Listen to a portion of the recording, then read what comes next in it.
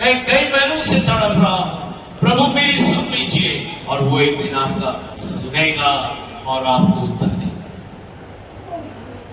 धर्मी लोगों के प्रार्थना परमेश्वर देश सुनेगा, और खजूर की न्यायी उन पर अपरपार करेगा।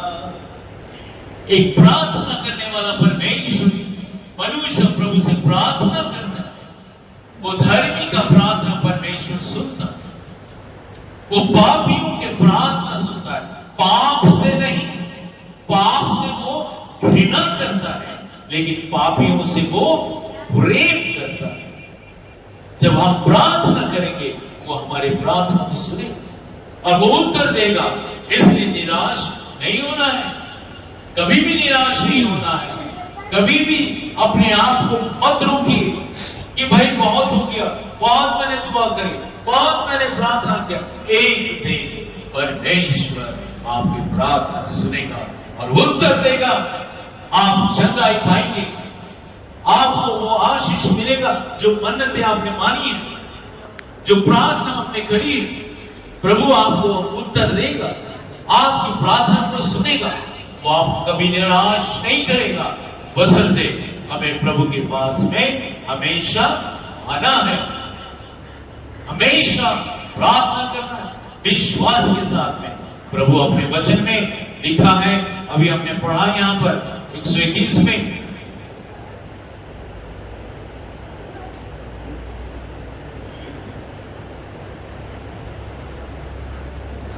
मैं अपनी आंखें पर्वत की ओर लगाऊंगा, मुझे सहायता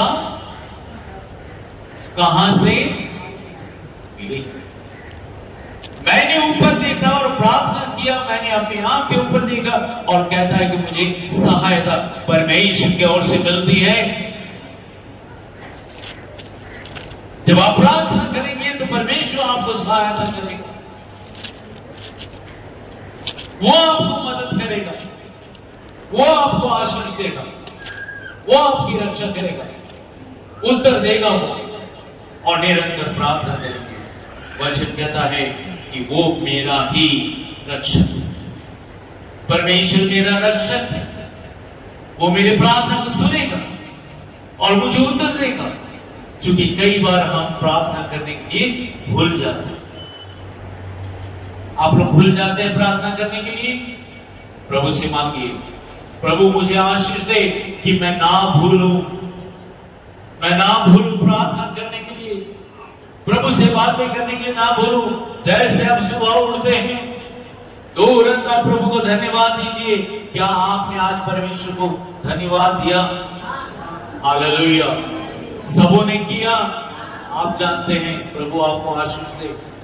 रोज हमें प्रार्थना करना है, रोज हमें परमेश्वर से मांगना है ताकि प्रभु हम पर अनुग्रह करे और दया। मेरे प्रियो, वो बहुत ही प्यारा परमेश्वर है, वो दयालु परमेश्वर है। वो आपका रोना को देखता है, वो आपको तकलीफ को देखता है, आपकी विनती को वो सुनता है और अंत में वो क्या देता है? आशीष। इसलिए मेरे प्रियो, थक मत जाइए, प्रार्थना करते करते मत थकिए, प्रार्थना करिए। एक दिन परमेश्वर आपके गोद भर देगा, एक दिन परमेश्वर आपके परिवारों को आशीष देगा। और जिस तरह से इस विधवा स्त्री की मुद्दई को उस न्याय ने छुड़ाया, प्रभु आप सबको आशीष दे।